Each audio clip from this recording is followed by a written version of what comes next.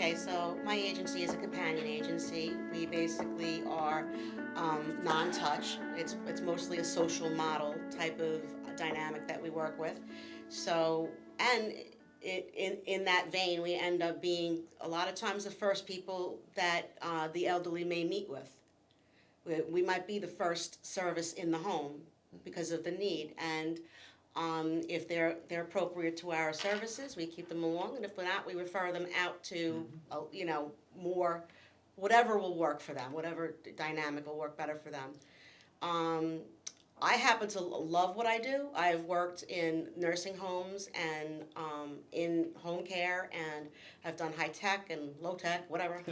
And I love this because these little tiny little things like socialization, food prep, making sure there's food in the home, making sure that there are meals out there every day, and that they're drinking their fluids so nobody's getting dehydrated, that they're on cue with their PT or walking and somebody's forcing them to walk out the door and get the mail every morning.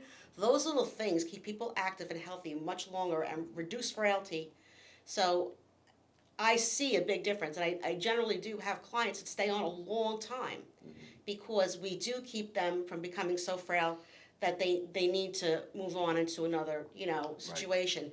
If there's somebody with a falls risk, we would be by their side 24/7, Our biggest catchment would be Alzheimer's type patients, where they are physically able to do whatever they need to do, but they just need prompting and they need some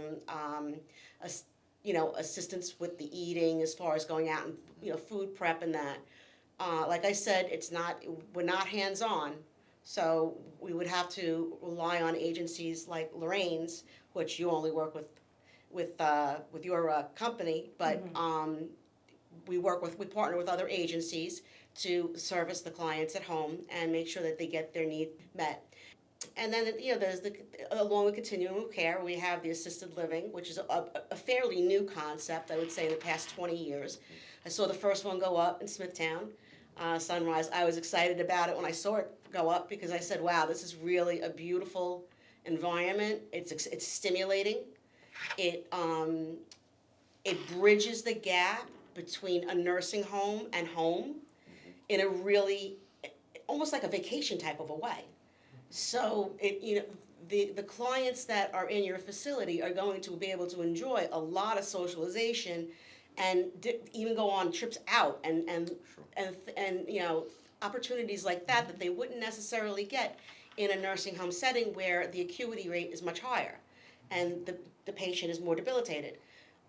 So that's why I loved it when I saw it open, and now that you guys are opening yours, I'm happy to see that happen. I know it's been on the table for a long time, and it's been a tough road.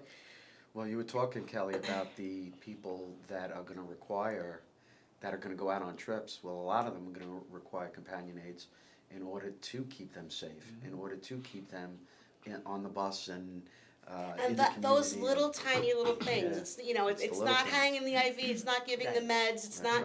right. It's but it makes a big difference in their quality of life. I always think when doctors discharge you from the hospital, being younger, and if you're not on Medicare and you don't get visiting nurse, they send you home. They send you home with nothing, and they just expect it's like this void. And if you have a need for help, where does that come from? And if you don't have that help from family and you don't know to hire it, you flounder. You may end up back in the hospital, especially if you had something that was broken.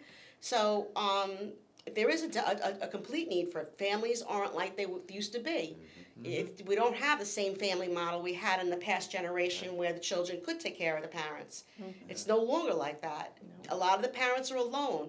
Loneliness and depression happen to be the biggest problems amongst our elder population right now, and it's been really highlighted with the COVID pandemic.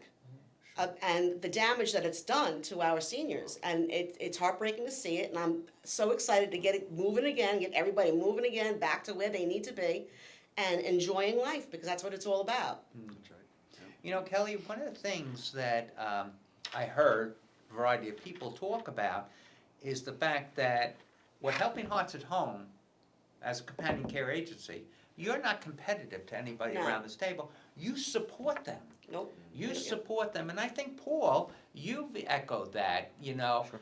From that standpoint there, you have another nurse on staff. Can you talk about that? Sure, I have a nurse of a clinical case management, and she goes out and she oversees all our clients. Now, our clients, we don't have a setup where you have a coordinator who doesn't know nursing or home care. The coordinator is the nurse. So anything that goes on in that home with that client, we know, and that's important. Very That to me is the crux of the business, for at this level especially.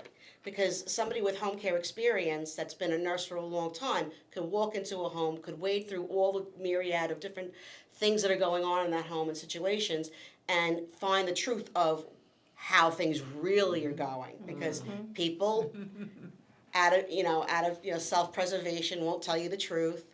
Husbands and wives are the best teams. And they'll cover for each other, right?